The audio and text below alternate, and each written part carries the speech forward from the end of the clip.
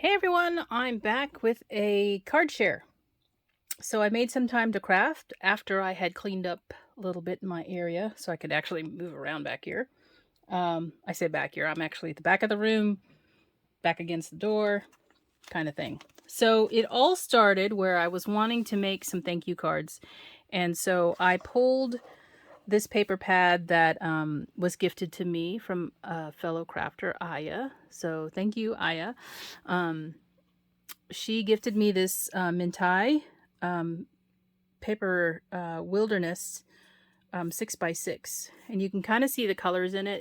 It's very outdoorsy and distressed in some parts.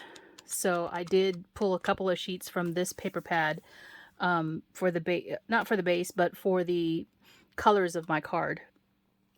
And then I also pulled this Dearest Jane paper pad from, this is an old retired one from Paper Tray Ink. I don't know if they still have this available, but I got this some time ago. You can see that it's got creams and browns, and it's kind of based on, it's based on the Jane Austen books. So there's like a chapter 1 with script pages, and this is 8.5 by 11, and there's a chapter 2, and that has also script. Well, your more like your Times Roman font as opposed to handwritten script, and it's got a lot of text about, from the books or whatever, I think. So that's what I use for the base of my card. I also use this rustic white cardstock from Paper Tray, and this is a piece of it that you can see. It's got little specks in it. It's not exactly a white color throughout. It's actually not a bright white, more of a creamy color, and it kind of goes with this paper pad that I chose to use. So what I did was I wanted to color with my Copics. So I pulled the Copic markers that were closest to the paper that's from the Wilderness collection. So you can see these are my swatches. The BGs here, 57, 75, 18, and 78. And I think I use a couple of others. I'll show them to you. And then on the yellow golden side, YR 23, 23, 24, 27, and E99. So let me show you those colors so I don't forget to do it. And if you see that C5 in there, that's foreshadowing for some of the stuff that I did in the coloring. So there's that. And then here's the rest of the markers I used. And you can see this one, I've got a toner in there, and I've got a Warm 5. So I also use those colors, again, pulling out from the colors in the paper pad. And then I use this brown Micron ink pen to do my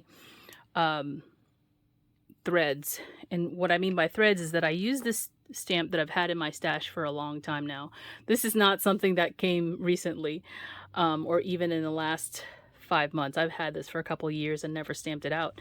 This is Stampin' Up! 1998 stamp that says thank you from the bottom of my heart.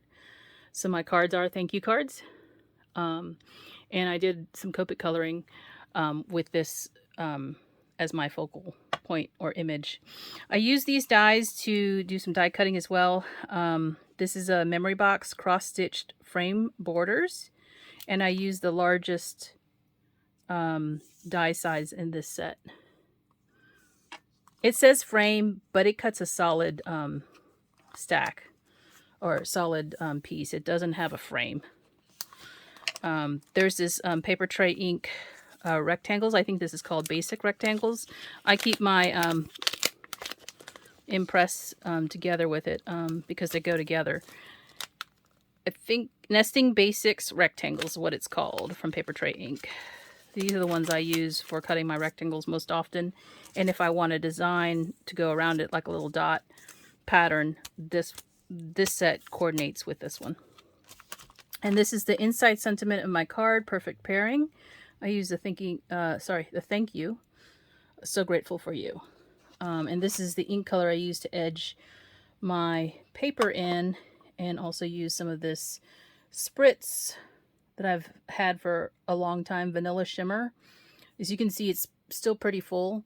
I didn't buy any of the glitter spray a lot of people use, simply because I don't want to have to go outside to spray it, because I can't really spray that in here. So that's what I've used, because that's not an aerosol.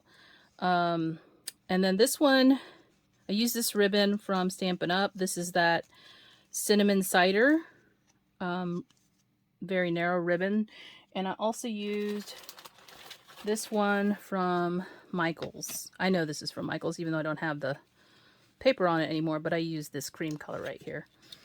So that's what I used for the cards. Let me show you the cards. They're basically very similar to one another.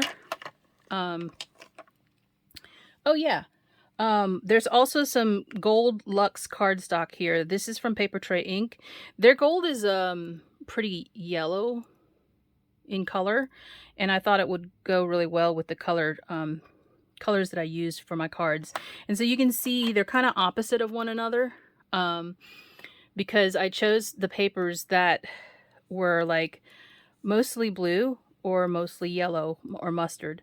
So let me show you real quick.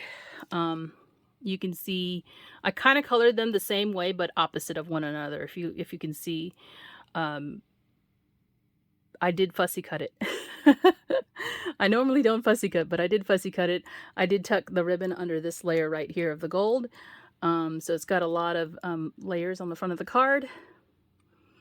And I also inked the edges of all the cardstock here. And then the inside of the card is stamped with a thank you. And I did put some of the extra pieces of paper that I had on the inside, and I cut a backing piece too. The reason is because this particular cardstock that has all the text on it isn't that heavyweight, and I like a heavy base, a nice strong base for my cards. I don't usually normally use like a flimsy base. So that is the first card I did. I love how this turned out, but you know, it's been a long time since I've Copic colored. I need to get some more practice in. And then this one is the other colorway.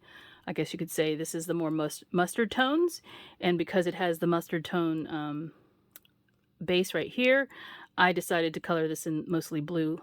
And then of course pops of the mustard as well. And again, this one does have the same sentiment on the inside. And another scrap of the cardstock from this other card that I made. And here is the back of the card. So yeah, I really like how these turned out. Something a little bit different than what I'm used to in terms of colors. But, you know, I pulled them from the paper and, you know, was kind of like playing with that whole idea. And the style kind of dictates that as well from the style of the stamp itself. So anyhow, that is it for now. I hope you enjoyed my share, and I will talk to you later. Bye for now. Hey everyone. Okay, so I'm back because after I stopped the video, I looked at my cards and I realized that there was too much whiteness in the sentiment section. It was too bright. So I decided I would go back and color this sentiment right here on both the cards, so there was less of a white area in the middle of the card. I just felt like it needed to be done. So I took my Copic YR23, YR21, and Y21 and colored that in a little bit to give it some, you know, less white, basically. So let me show you closer so you can see it. And I kind of went over each of the stitches to make them much more prominent, I guess, to make it look stitched. So I hope that, I don't know, it was just bugging me a little bit.